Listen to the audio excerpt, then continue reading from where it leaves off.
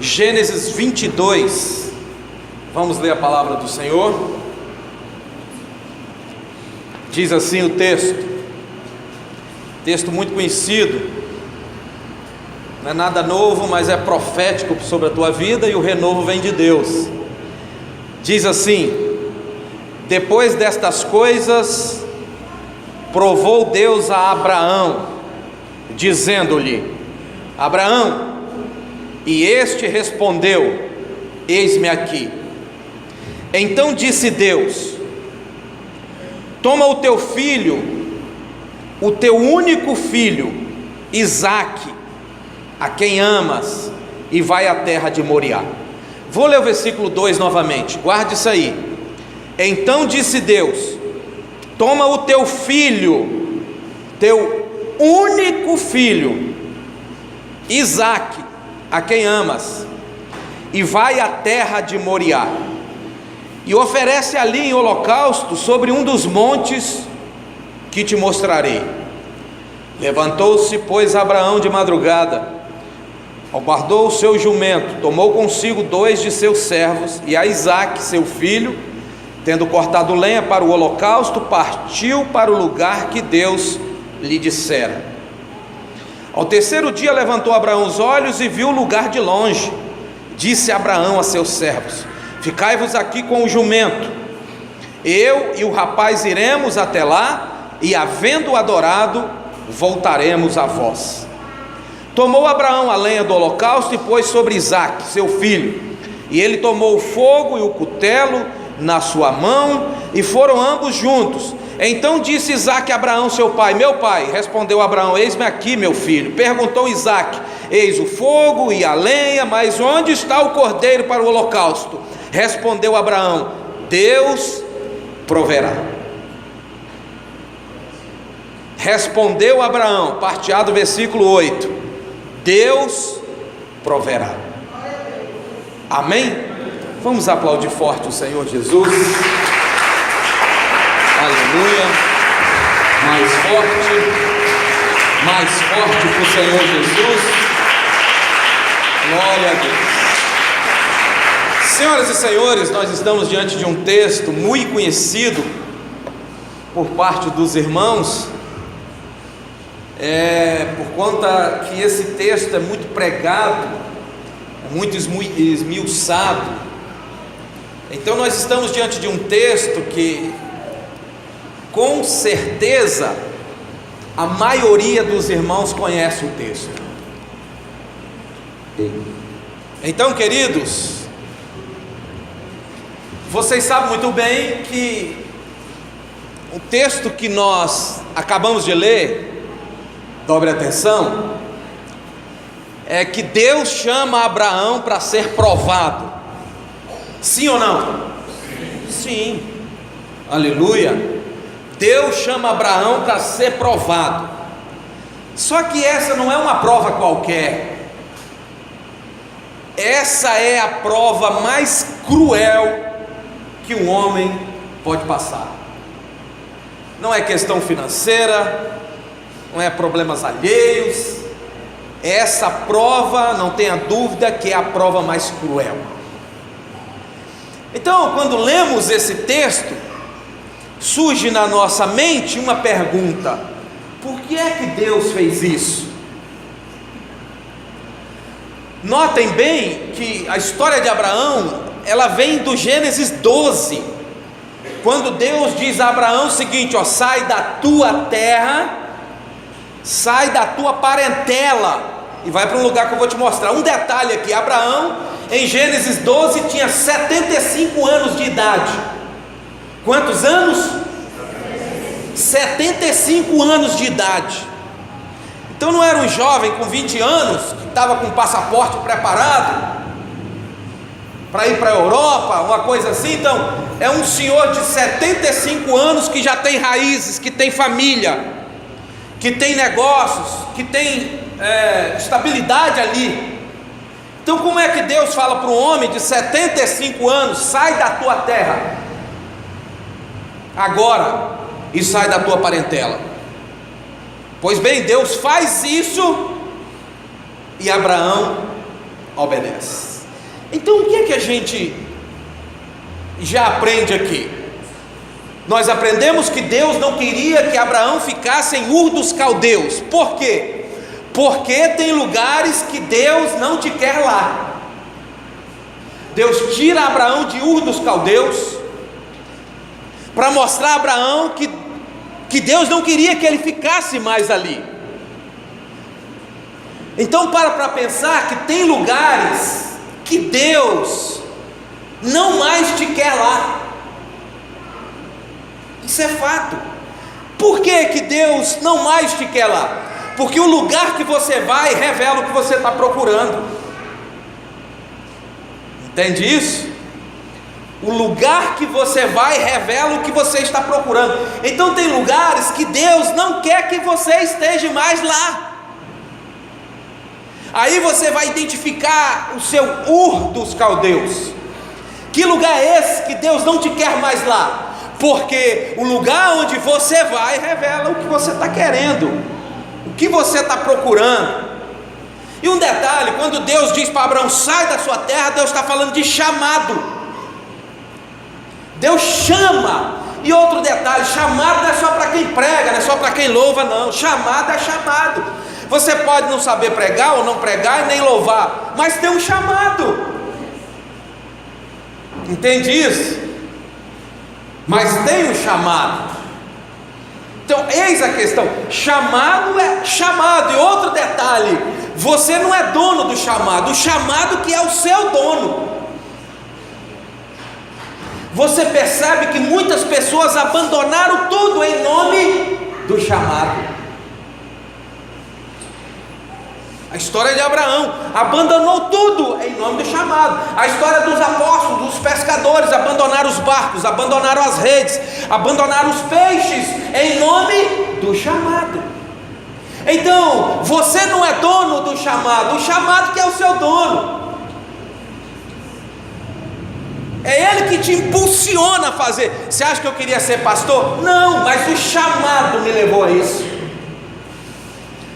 Você acha que foi Abraão que pediu, Deus, me tira de Ur dos Caldeus em Gênesis 12? Não, Deus se manifestou a ele e colocou sobre ele chamado.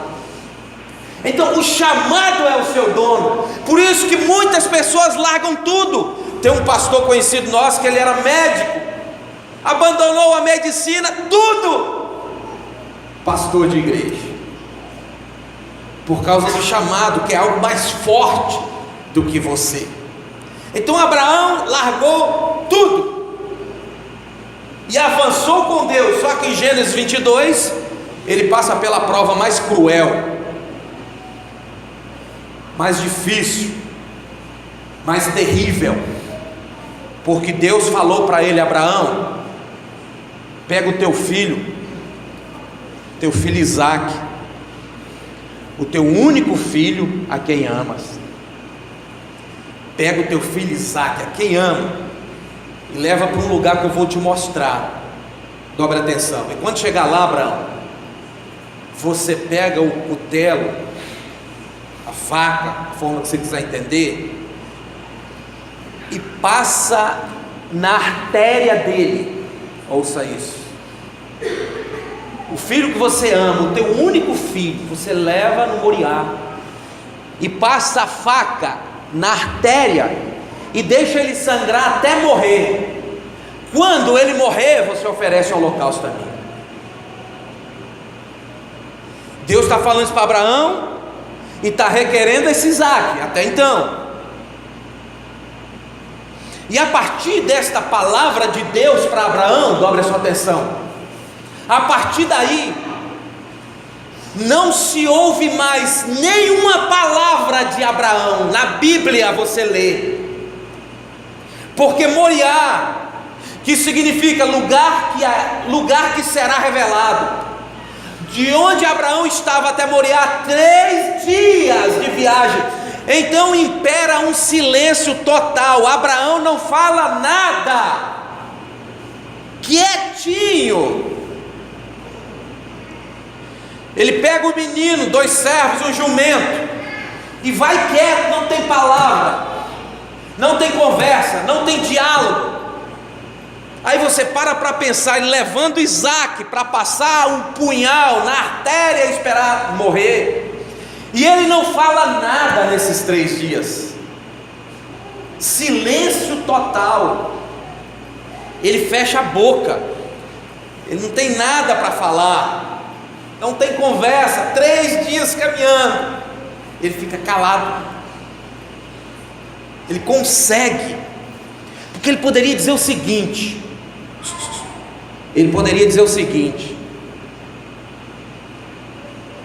qualquer uma outra coisa, qualquer coisa que ele dissesse, ele poderia dizer o seguinte: Deus, tem 40 anos que eu te sirvo, e eu saí de Ur dos Caldeus, onde tinha um demônio, um deus estranho que se chamava Moloque, que exigia sacrifício humano. Então Abraão poderia dizer: eu saí de Ur dos Caldeus, onde ele exigia sacrifício humano, para te servir há 40 anos, e agora o Senhor pede o meu filho. Mas Abraão fica quietinho, não fala nada, silêncio total, conseguiu ficar com a boca fechada. Por quê? Porque ele quer transmitir, quer ensinar que em muitas provas da nossa vida, o segredo é a boca fechada. Olhe para mim, o segredo é a boca fechada. E eu li esses dias o seguinte: olha, falar em línguas é dom, segurar a língua é fruto. Entende isso?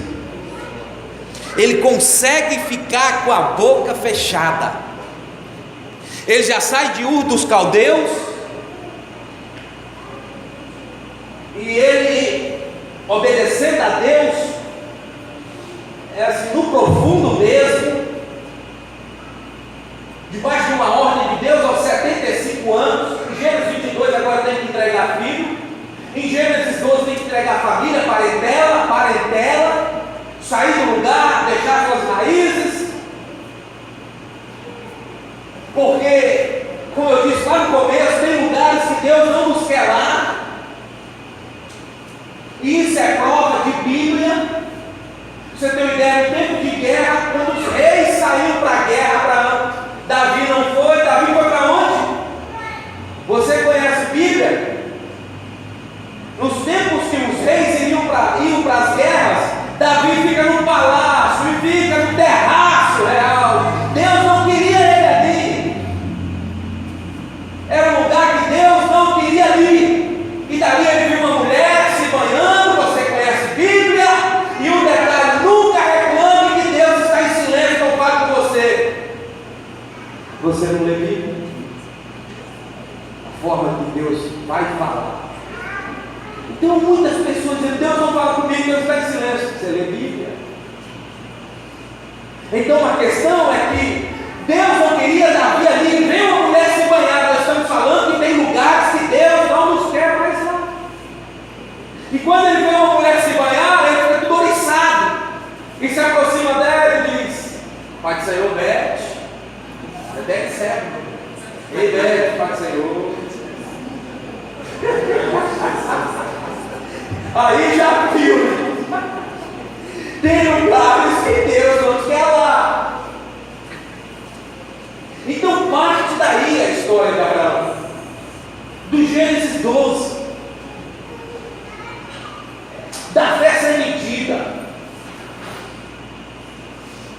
Entende? A história de Deus com Abraão é tão profunda, a intimidade de Deus e Abraão é tão profunda, de Abraão com Deus, tão profunda, que o nome do céu é Seio de Abraão.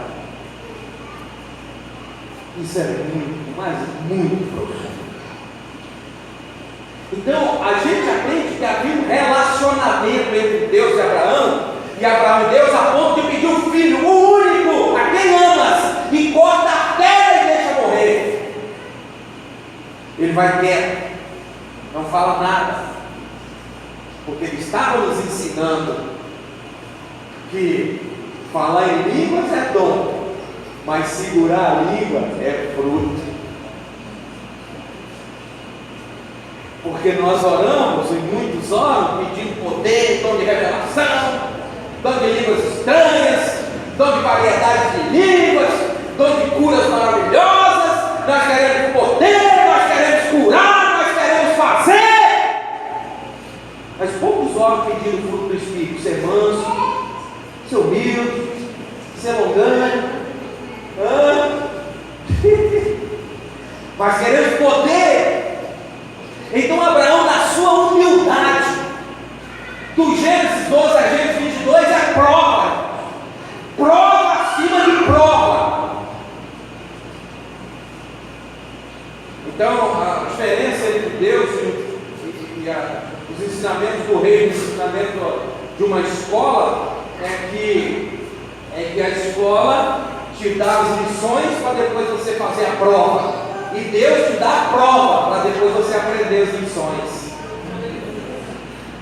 Então tem esse paralelo. Vai quieto, 3 dias, não tem nada para falar, não tem nada para falar. Só que na Índia, quando eles chegam no pé do morro, do Moriá, e que vão subir, aí Isaac quebra o silêncio. Isaac quebra o silêncio dizendo o seguinte, no verso 7, Isaac está dizendo: pai, está o fogo, está a lenha, mas onde está o cordeiro? Esse verso 7 eu acho muito lindo, mas antes do 7 tem o 5, porque no 5 está dizendo que Deus deixa lá os servos, lá embaixo, no pé do morro. Deus deixa os servos, eles conferem? Abraão deixa os servos, e Abraão deixa o jumento e sobe com o menino, sim ou não? Está no 5? Um detalhe: o que é que Deus quer com esse texto? Dobra a sua atenção. O que é que Deus quer transmitir para Abraão e para a igreja de hoje? O que é que Deus requer de nós? No verso 5, quando Abraão vai subir, ele deixa os servos e deixa o jumento. Por que é que ele deixa o jumento? Porque Deus quer santidade de nós, e quando ele deixa o jumento, ele deixa esse ensinamento. Por que santidade? Por que ser purificado? Por que ser santo? Deus quer santificação, que sejamos santos, que sejamos puros. Então quando Abraão deixa o jumento, Abraão está ensinando que ele não sobe no cume do monte com o jumento, porque o jumento é um animal imundo. Então ele deixa o jumento. No verso 5, jumento sobe morro? Sobe. Tem peso para subir o morro? Tem, a lenha é pesado. E por que jumento não vai? Porque Abraão deixa ele embaixo, deixa o que é imundo embaixo, porque Abraão não vai subir o altar com aquilo que é imundo, porque Abraão não vai dedicar a sua adoração, o seu holocausto, do lado de algo que é imundo, do lado de algo que não é bom. Então quando ele sobe e deixa no pé do morro, ele está dizendo que para se santificar mesmo, aquilo que é imundo e que está tão pertinho de nós tem que ficar distante. Não pode acompanhar-nos no altar, nem aqui nem lá. O que é imundo tem que ficar distante, tem que ficar longe de nós. Por quê? Porque Deus requer de nós uma vida separada, uma vida de obediência, uma vida de santidade, uma vida de honestidade, uma vida santa. Isso Deus requer a todo tempo. Então, o que é imundo não pode fazer parte do altar da minha vida. Eu tenho que remover isso, eu tenho que me santificar. A palavra de Deus nos diz o seguinte: Josué, santifique-se hoje, porque amanhã eu irei fazer grandes coisas. Então o papel nosso de alinhar nossa vida com Deus, para receber as grandes coisas de Deus. O problema é que a gente quer primeiro as grandes coisas, para depois a gente tentar caminhar. Notem que quando o profeta chegou na casa de uma viúva que estava morrendo de fome, antes do profeta profetizar para ela, o profeta pediu um bolo. Captou essa mensagem? Antes da bênção, antes do profeta liberar a palavra, ele pediu o bolo. Primeiro é Deus que tem que receber de você a sua dedicação, o seu esforço, a sua sinceridade, a sua aliança com Ele, a sua aliança com a igreja, a sua aliança com o princípio, a sua aliança com a família. Primeiro você tem que fazer. Primeiro o profeta pede bolo, depois a multiplicação vem. Mas a gente quer o contrário. Tem como melhorar mais um pouquinho? A gente quer o contrário. Então Abraão sobe deixando o jumento. Vamos subir puro, purificado, santificado.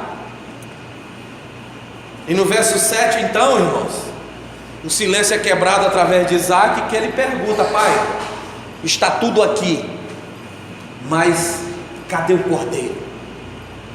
Então nesse verso 7, quando Isaac pergunta pelo cordeiro, o silêncio é quebrado, e Abraão fala pela primeira vez. E a resposta de Abraão 7 é que me faz crer que eu posso conquistar todos os sonhos que eu tenho. A resposta que veio de um homem que estava sendo provado. Deus pediu que ele sacrificasse o filho. Entenda isso. No verso 5, ele deixou o povo para trás e disse: nós vamos subir para adorar, e depois nós voltaremos. Confere o verso 5. Quando ele não subiu para matar o menino, como ele está dizendo que vai voltar com o menino? Pela fé, irmãos. É pela fé que as coisas acontecem na nossa vida. Eu não estou enxergando, mas eu estou crendo. Esse texto me faz acreditar que Deus proverá. Proverá o quê? Aquilo que você está orando, aquilo que você está pedindo, aquilo que você está gemendo, aquilo que você está precisando.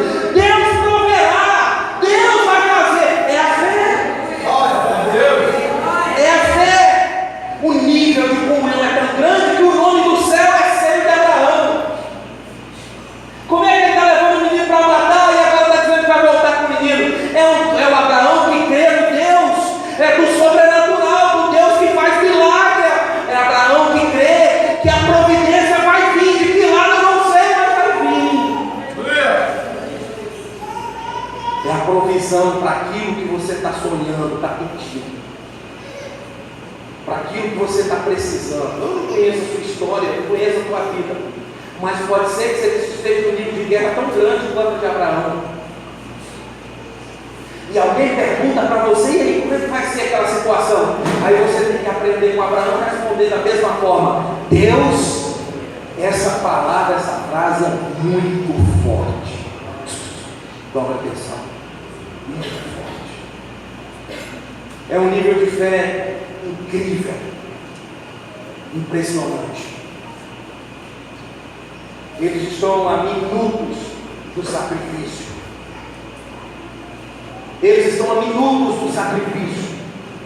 Então a gente nota que Abraão crê enquanto tiver tempo, tiver fôlego, tiver vida, ele crê. Até os 45 do último tempo, e mais a prorrogação, ele crê. Porque Isaac quebra o silêncio perguntando: cadê o cordeiro? Ele responde: Deus proverá. E eu quero profetizar isso para a tua vida agora, com fé. E eu quero que você receba com fé. Ah, receba com fé. Eu quero profetizar sobre a tua vida, que naquela guerra, naquela situação, naquela porta, naquele tumulto, naquele terremoto, Deus proverá para si. Deus proverá para si uma porta, um milagre, uma recompensa, um sobrenatural. Alguma coisa vai acontecer na tua vida, nessa situação, no teu casamento. Eu não sei que área que é. Deus proverá para você um milagre. Receba essa palavra batendo no coração, acreditando. Mais forte, mais forte.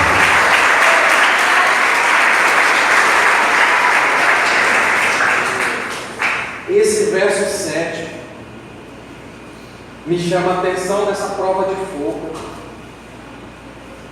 Que tamanha fé! E talvez nós somos o oposto disso. Não temos fé para nada. Para nada. Ou quase nada. Nossa fé é doente. Nossa fé é fraca. Então esse verso 7, quando ele diz Deus proverá, é que você olha para o absurdo e diz, isso é difícil de acontecer. Deus proverá. Pode acontecer. Vai acontecer. Deus proverá. Então, Isaac quebra o silêncio perguntando pelo cordeiro. Estão entendendo isso? E eles sobem. E quando o sacrifício vai ser feito, que eles estendem a mão, do céu soube um grito. Não. Não precisa mexer no menino. E no verso 13, está no 13, olha aí no 13. Não precisa mexer no menino. Não precisa matar o menino. E olha se por um lado tem uma providência. Qual é a providência?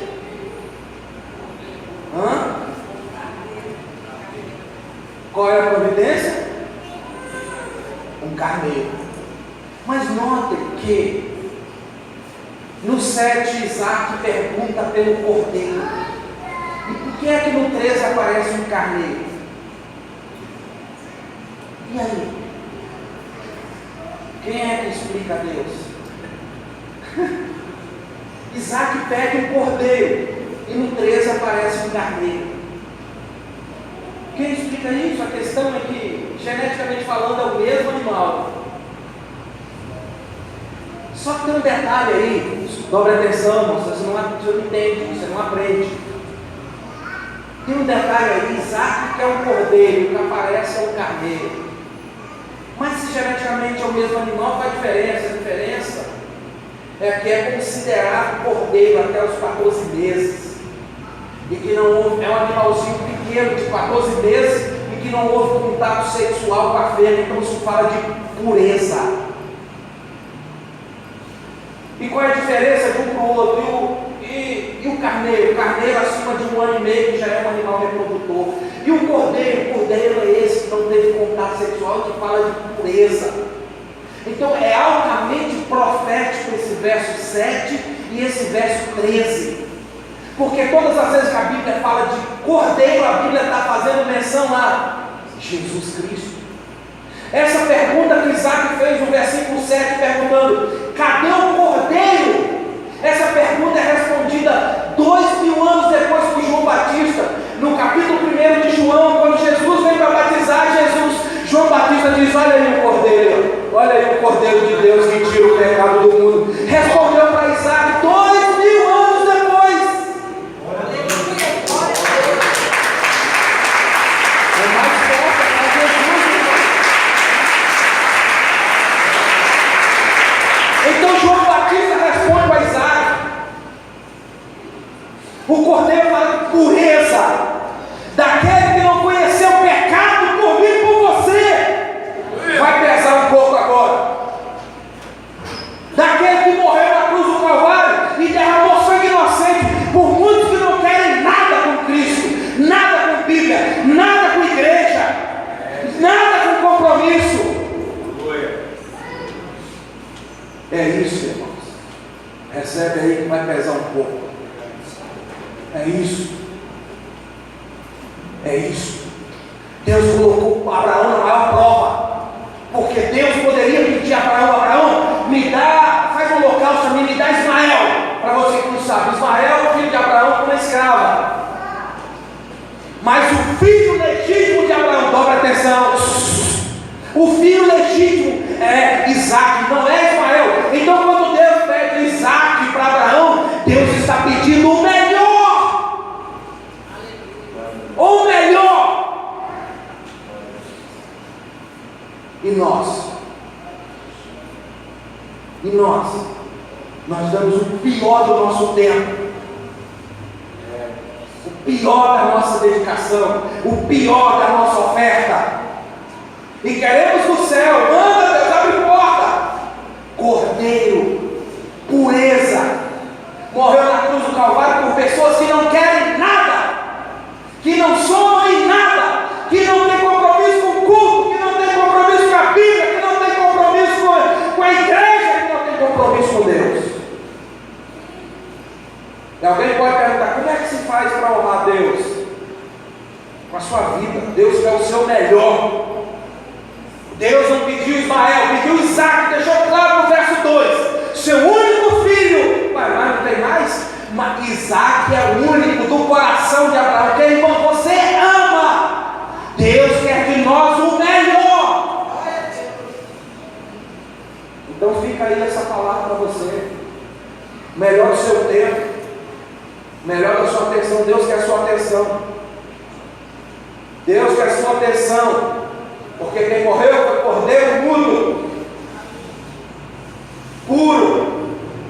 A resposta dada a Isaac e Abraão está lá 2 mil anos depois. Que João Batista está cheio de discípulos. Cheio de discípulos. E quando Jesus chega, João Batista diz: ó, esse eu não sou digno de desatar as sandálias do pé. Segue eles, anda com eles. Vai com eles. João Batista abre mão. Porque quem chegou é maior. Deus pede o melhor a Abraão. Podia pedir um animal cevado, alguma coisa assim, pede o melhor. E quando Abraão se preparava para imolar o menino, Deus disse: não precisa. Por quê? Porque na verdade Deus não queria Isaac, Deus queria Abraão. Então essa palavra eu deixo para você, que Deus quer é você. É você que Ele quer. Deus não quer o seu Isaac, Deus quer você. É você que Ele quer. Você não é dono do chamado, é o chamado que é o seu dono. É você que tem que se deixar ir pelo Espírito Santo. Quando diz vai para Moriá, o lugar vai ser revelado. Então ele deixa-se ir pela direção de Deus. É você que Deus quer. Para uma obra, para um compromisso, para uma vida ativa, para gerar dentro de você um prazer sem limites pela palavra de Deus, para você ter paciência, para ouvir uma palavra, para apresentar louvores a Deus, para você deixar de vir para a igreja arrastado e colocar Deus na lista de prioridade lá para o 10º. Deus não quer o seu Isaac, Deus quer você, a sua vida, o seu melhor, andar contigo. Foi para isso que tudo aconteceu, que o Senhor Jesus morre na cruz do Calvário, por você, para que demos atenção a Ele, para que usemos a nossa força, a nossa inteligência, a nossa sabedoria em favor do Reino dos Céus. Porque você não é dono do chamado, é o chamado que é o seu dono. Deus pede o seu melhor. Deus exige o seu melhor.